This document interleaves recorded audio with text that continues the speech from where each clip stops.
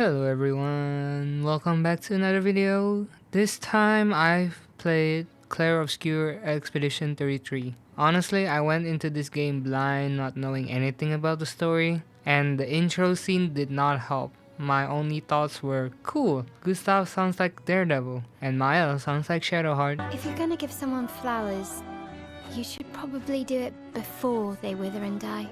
What, the flower? Or Sophie? Ooh, dark. Sophie would approve. Then there's the fight tutorial with Maya and I was like, wow, they really took inspiration from Atlas's combat, didn't they? But they just added parry and dodge instead of relying on speed stats and RNG.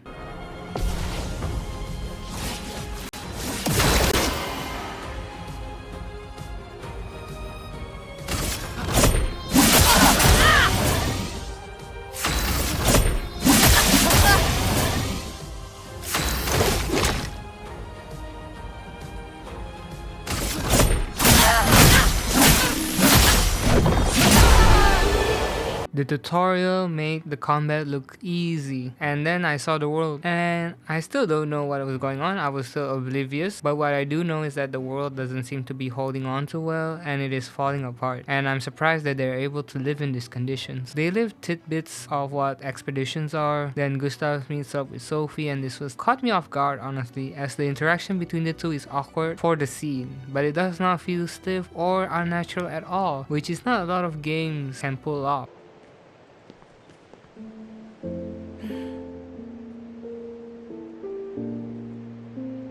Can we talk? Gustav, I love you all.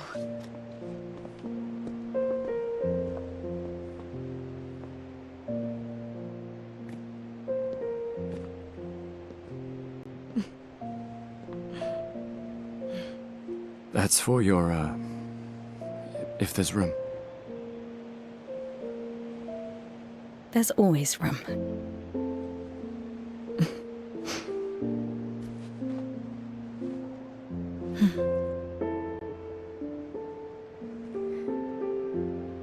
You know, I'm sorry that... I You missed don't you need to... Okay, You go. you.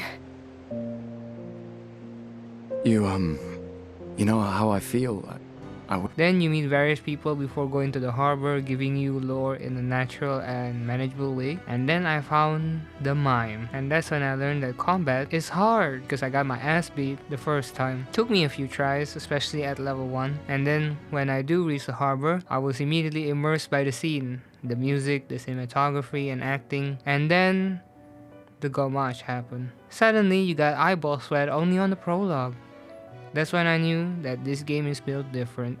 Speaking of being built different, this game is quite infamous for not really having great performance because of Unreal Engine 5, and it kinda shows. My PC needs XCSS on quality mode just to get 60 FPS, and it is not even stable. I looked up the optimized settings courtesy of benchmarking, but what I learned is that upscaling is not as bad as people say. Of course, it is inexcusable to not optimize your game, but I play on 1080p, so basically it's rendering at almost 720p. And honestly, I do not see any artifact or blurring except for the cinematic scenes in terms of bokeh effect. So this experience really told me about how upscaling is not necessarily terrible. It's just game devs are getting lazier due to it. It is not a band-aid for incompetence. But honestly, there was zero crashing or bugs. So all in all, it's still far more stable than a Bethesda or Ubisoft game with a fraction of their workforce. With that out of the way, I guess I'll speak about the gameplay. Remember when I said the combat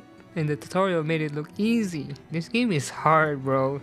Like, the timing for the parries are, for me at least, inconsistent and hard to master. Because until the end of the game, I still don't understand when to hit that button to parry successfully. I'm gonna be honest, I had to install the mod for easier parry because I literally do not understand how it works. At least the mod made sense in my mind by making it successful of when I think the enemy will attack. Because that's how majority of games out there are, but not here. Tips and tricks tells you to listen to audio cues, lower the music volume, which is a sin by the way, and even use camera zoom in and out as reference. Although I admit the camera zoom is the most useful tip, I still didn't parry successfully because I still don't understand. Do I parry when it's about to zoom in? When the enemy moves to attack you? Exactly at the same time when the land hits you? Or exactly right before the hit attacks you? Like, I cannot answer that.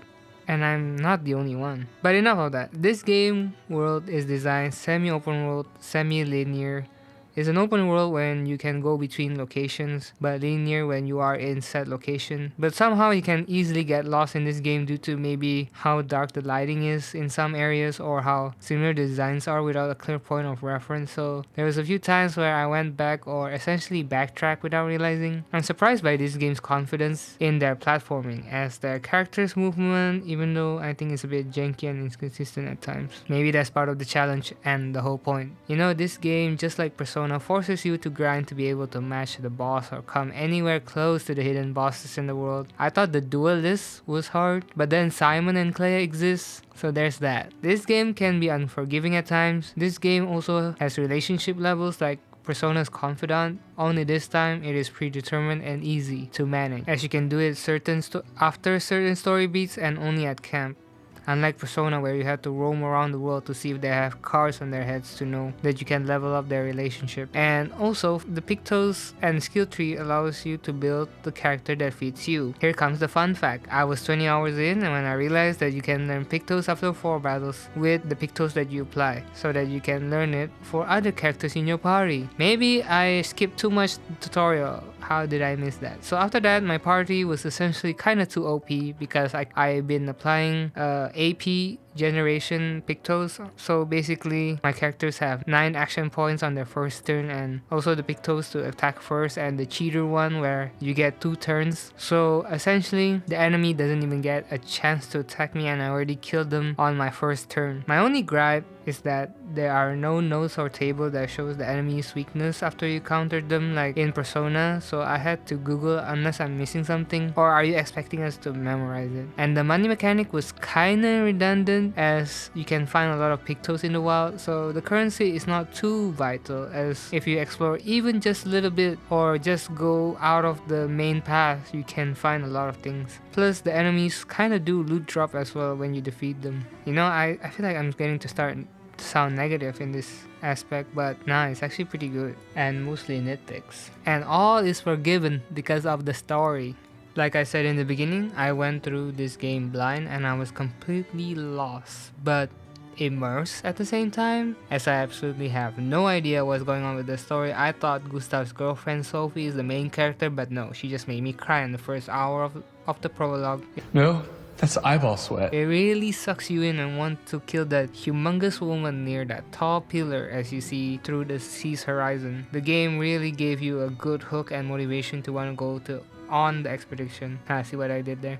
Honestly, my theory of the story was that I thought Renoir and Verso were just Gustav, but from different versions of time travel. Because let's be honest here, they kinda have a similar face structure and hair if you don't pay attention or, you know, with a quick glance. But the fact that I'm telling you my theory means that I'm dead wrong. This game's story is really Attack on Titan vibes with so many layers and misdirection. There is no villain in this game. There is no heroes in this game. And what the world is and what is actually going on, you know, you really do not know from the first 2 acts. Because every act brilliantly defies your expectation and giving you plot twists while also giving you a lot of heartfelt moments. This game's story is even better on second playthrough as you have the context needed to understand. It makes you understand the dialogue in a completely new way, and I just want to say that the dialogue writing in this game is absolute fire. That includes the music, the world design, the voice acting. It is absolutely illegal for voice actors to have such deep and crispy voices, especially Ben Starr and Andy Serkis. The cast is absolutely loaded with Shadowheart being there as well.